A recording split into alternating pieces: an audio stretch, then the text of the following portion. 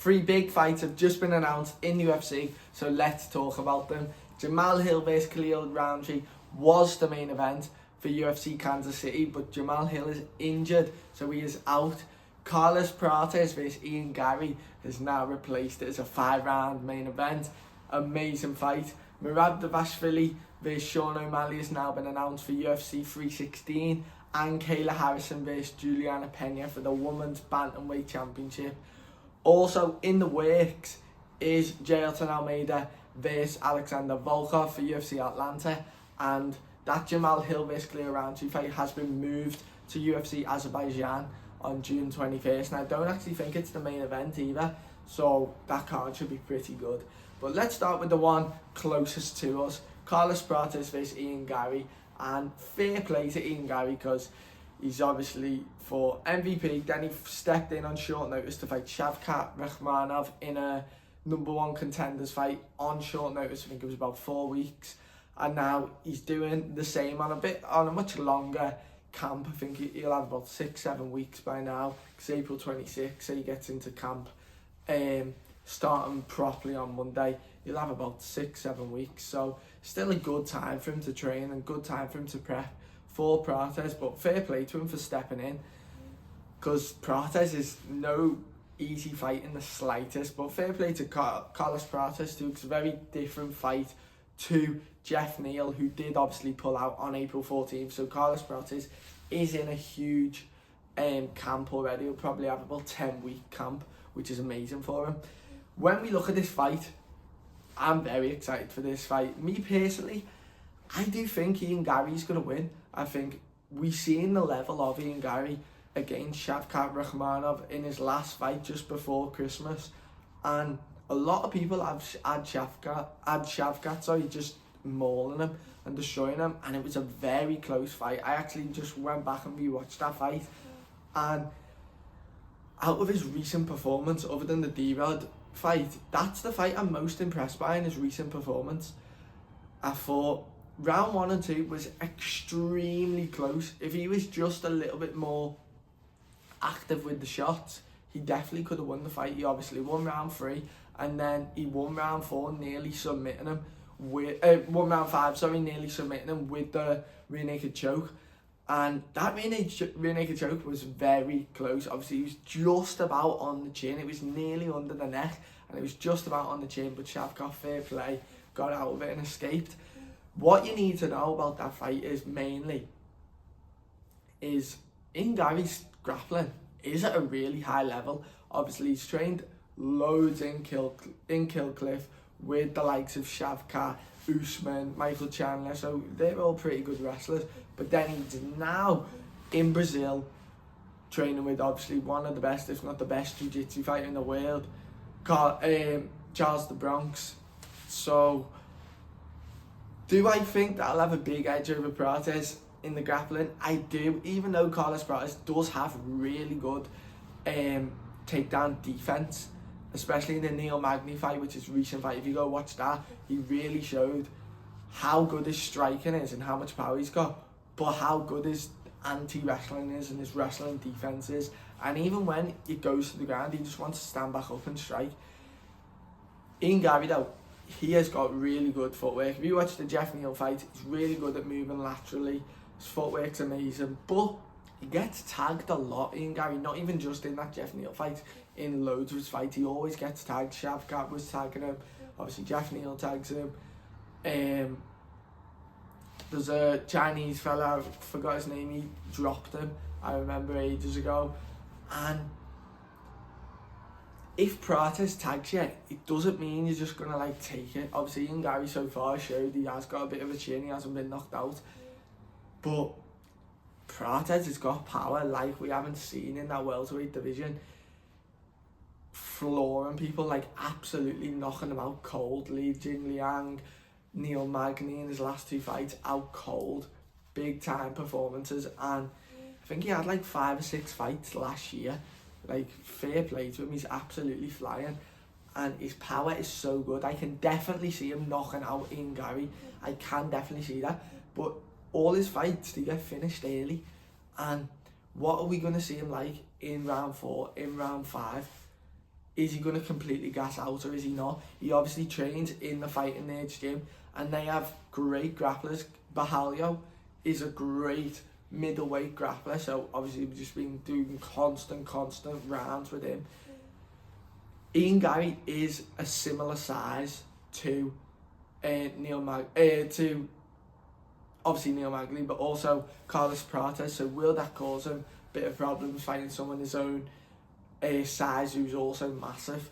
Don't think it will. I think he will be used to fighting people his size, obviously coming from a Muay Thai background, and he's got that, I think it's either left or right body knee, and I've seen his Muay Thai highlights, finishes everyone with it.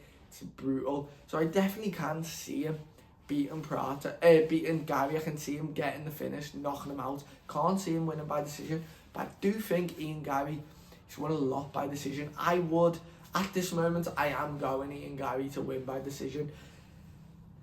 Ian Garry has this thing where he wins a lot of fights by decision, which isn't a bad thing, but a lot of them are very close. Jeff Neal was a super close fight. Shavkat, super close fight. MVP, super close fight. Like, he's making these fights really close, but his grappling is really good. Obviously, nearly submitted MVP, nearly submitted Shavkat Rakhmonov, which is very impressive. Do I think he'll be able to get Prates down? I do. I think this will be, like, when you say, like, Merab shoots loads of takedowns, who we'll come on to in a sec, but shoots loads of takedowns, makes it a bit of a snooze fest. Ian Garry does it a bit different. Ian Garry, I can't exactly see him knocking out Prates. I can more see him subbing Prates than actually finishing him with strikes. He's got a nasty left high kick though. He's really good. He showed it in the Shavkat Rakhmonov fight. He's got really good kicks in general, but that left high kick was money. And I can see Ian Garry getting him up against the cage, grappling him, getting down. Prates gets back up, gets him down again, knees to the stomach, knees to the thighs. I can see that happening. I think he'll use the footwork loads, make Prates almost chase him, but what he can't allow is Prates to tag him with them big overhands, which he let Shavkat do, he let Jeff Neal do. And I do think it'll be a very close fight, but I am going to go Garry to win by decision. Moving on to the next fight, Merab Dvalishvili vs Sean O'Malley, and this is one of them fights where no one really wants it, but as a brand, as a UFC brand, it works for the UFC. Obviously Dana White, works for Sean O'Malley, gets his title shot again, works for Merab Dvalishvili, because I didn't even think about this, seen MMA Guru talking about this. Out of everyone in the bantamweight division, Sean O'Malley's the one who gets you the most pay-per-view points, and if you're the champion, you get money for that. So fair play to Merab, good idea. I personally would have liked to see PT Ambis Merab 2 or PT Ambis Sean O'Malley for a #1 contenders fight. I don't understand this thing about if you lose your belt, you get an immediate rematch. I don't get this. I like that we never done it with the likes of like Leon Edwards, or I don't know, even like Aljamain Sterling never got it, because he's not this champion that has had 10 defences. Perfect example, Alex Pereira is 100% deserving of getting an immediate rematch. He defended the belt constantly, saved the UFC constantly, where Sean O'Malley defended against Chito Vera, who, I'll be honest, everyone expected him to win. Aljamain Sterling, very impressive win to actually win the title against Aljamain Sterling, who at the time people were saying could be, if he beat Sean O'Malley, the bantamweight GOAT. But that doesn't warrant an immediate rematch if you lose it to Merab. I understand it was very close, but the Umar fight was very close. And when you have these big decisions in title fights, in championship fights, people are going to say, if it's close, people are going to say it was a robbery. People are so quick to call stuff a robbery these days that just because O'Malley and Merab had a close fight doesn't mean it was a robbery. If you go back and watch that fight, round 1 and round 3 were very close, but that means it could have been 4-1 Merab. So round 5, obviously O'Malley won, but it was a very close fight, very close fight, and it's impressive that O'Malley took the last round against Merab. But for the UFC's point of view, perfect. They want Sean O'Malley to win the belt because he comes with this huge name, huge popularity, and he's like Conor McGregor. People tune in, especially in America, to watch Sean O'Malley fights. So they need to build that main card, need to build that whole pay-per-view, and I think they will do. Do I think Sean O'Malley's going to beat Merab? I don't. I think if anyone in the bantamweight division can actually knock Merab out cold, it will be Sean O'Malley. His striking is such a high level that I do think he can knock Merab out, maybe when he's coming in, that step back backhand that he almost landed on, that he did land on Aljo. So I do think he has the ability to beat Merab, but Merab's just a different human. He's a different breed. He's so good. The way he mentally broke Umar Nurmagomedov was honestly mind-blowing. And that fight was so close. People can argue that Umar Nurmagomedov won. I actually watched a video and someone breaking down that Umar did win, and I thought it was quite a compelling argument. But I watched back the fight again, and I did think Merab won. And fair play to Merab, because he is a different breed. Obviously, the Peter Yan win, insane. But Peter Yan, he was coming off all them losses, and now he's on the up. He obviously beat Song Yadong, and then he beat Figueiredo, 2 really impressive wins. And I actually think, when I'm talking about Sean O'Malley, he's the one with the power in the division. I actually think it's only Figueiredo who matches his power, which is mad because he is a flyweight, where I don't think Corey Sandhagen has the power. Peter Yan, he's not really that much of a finisher. Obviously, he did knock out Uriah Faber, but Corey Sandhagen, Peter Yan, Song Yadong, Kemi Cejudo, these aren't really natural finishers. With Sean O'Malley, I can see him getting the knockout, but I am going to go Merab Dvalishvili by decision again. And I just think Sean O'Malley doesn't have the wrestling defense, or like the cardio, or just the overall MMA game to put up with them shots constantly for 5 rounds. Merab, I just can't go against them. And his actual shots, not even his wrestling, his shots are so good and so powerful. That's what makes his wrestling so good. He's so good at snatching that single leg up. He's so good at running and driving in with that double leg. So I am going to go Merab by decision again. I'm not going to go by finish, but I do think Merab by decision. And he's become a lot more fun personality-wise, which is really good to see, especially good for the UFC. But I am going to go Merab by decision. Kayla Harris faced Juliana Pena. I thought Juliana Pena was pretty lucky to win the belt against Raquel Pennington. And don't be wrong, Kayla Harris, in her last fight too, she looked a bit shaky too, even though she did obviously win the fight. But Juliana Pena, she's obviously from Brazil. She's got a really high level jiu-jitsu game, obviously subbed Amanda Nunes. So maybe she will have the jiu-jitsu to match Kayla Harrison's judo and grappling. But I don't think she will. I think it'll be pretty dominant by Kayla Harris. I can see her getting a sub or a really dominant just decision where it's almost an easy 10-9, maybe a 10-8 every round. I can see it being pretty dominant. But Juliana Pena, she's got like that DDP striking where it's a bit mad, it's a bit like unorthodox, and the level's not necessarily at the highest, but it works, so who cares? And I think I can't really see a world where she wins, but I couldn't see a world in where she beat Amanda Nunes. So she is obviously able to pull off the upset, but I don't think she will. I think Kayla Harrison will win by sub or pretty dominant decision. Obviously, Khalil Roundtree versus Jamal Hill has been moved to UFC Azerbaijan. I did think that they might try and rematch Khalil Roundtree, but they've moved him. So on that actual pay-per-view card, I would like to see Song Yadong fight on that card. Obviously, he's just beat Hemi Cejudo in Feb in Seattle. So I'd like to see Song Yadong fight on that card against another top-level bantamweight. But it's quite hard because a lot of them are booked up. Obviously, Figueiredo versus Corey Sandhagen is in the start of May. This is obviously, I think it's the 17th of June, this fight. So this is Corey Sandhagen versus Figueiredo is May, and Zahabi versus Aldo is May as well for that pay-per-view, so it's a bit tricky.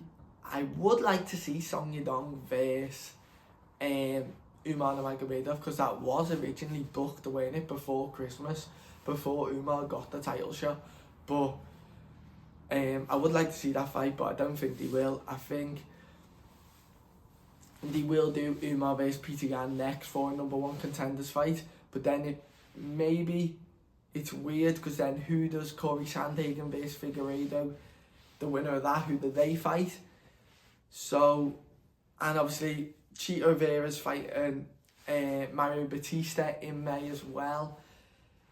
So I imagine the winner of that fight then fight the winner of Figueiredo, Sandhagen. So Song Yadong has been a bit of a weird situation. Don't really want to see him rematch Henry Cejudo, but he might have to do that on the same card as Merab versus Sean. I didn't even say, actually, I didn't want to see Merab versus Sean O'Malley, but I get why it's done. I wanted to see either Merab versus Peter Yan or Pantoja. I think Pantoja would have been an amazing fight, and obviously Pantoja's run through the whole flyweight division the same way Merab's run through the whole bantamweight division, so this is the perfect time you do double champ situation, when one fighter's run through the whole division, and then you let flyweight do what it needs to do and see who's the next contender. Same with bantamweight, you do Sean O'Malley versus Peter Yan, or Sean O'Malley versus Umar Nurmagomedov, Peter Yan versus the winner of Figueiredo Sandhagen, and then Song Yadong versus the winner of Marlon Chito Vera versus Mario Batista. Other fights on that card, you could put Aljamain Sterling on that card. Obviously, trains with Merab, be perfect to fight together. Who else? There was another fight that I'd like to see on it. What was it? Maybe like a Rakic, or even like someone you want to boost up, like Lorna Kavanagh just fought in London. If he wants to make that turnaround, I think he's a huge star, and you want to push these up-and-coming stars, because all Sean O'Malley's fans are going to watch that pay-per-view.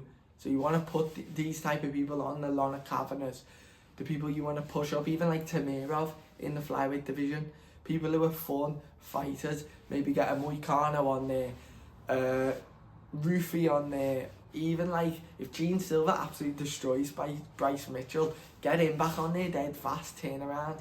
So it's very fun what they can do in that pay-per-view, because they'll want to push it and they'll want to make it a big pay-per-view, because Sean O'Malley's fans are watching it, and they'll want to push all these up-and-comers. So it's very exciting pay-per-view. Even though I'm not a huge fan of the main event, I am quite glad that Sean O'Malley is on it, and then he can push all these rising stars.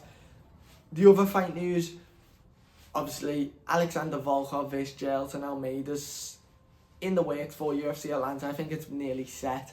Great fight, and I've seen people saying like, this isn't a reward for Volkov. I think this is. I think this is a reward for Volkov. If Volkov goes out first round, destroys Almeida, which he definitely could, because Almeida's a bit hit and miss on the feet, and I think Volkov could defend the takedowns of Almeida. So if he goes out and destroys him, then he can be like, I want a title shot, I beat Cyril Gane, I beat this. Obviously didn't beat Cyril Gane on paper, but if Cyril Gane goes and loses to Pavlovich, because I think that's what they're going to make in UFC Paris, then you can be like, no, I've beat Pavlovich, I've beat Cyril Gane, I've now beat Almeida, I deserve to fight Tom Aspinall for the UFC Heavyweight Championship. And it's a perfect case for him. If Jailton Almeida wins, same again, he has the chance to either fight, I think, in a rematch versus Curtis Blades if he gets past Kuniev. If not, they'll try and push Kuniev up the division, and then Almeida versus Kuniev for number one contenders fight, whilst Tom Aspinall fights Gane or Pavlovich. So very exciting times in the UFC. Who do you think will win these fights? Let me know in the comments, and I will see you later.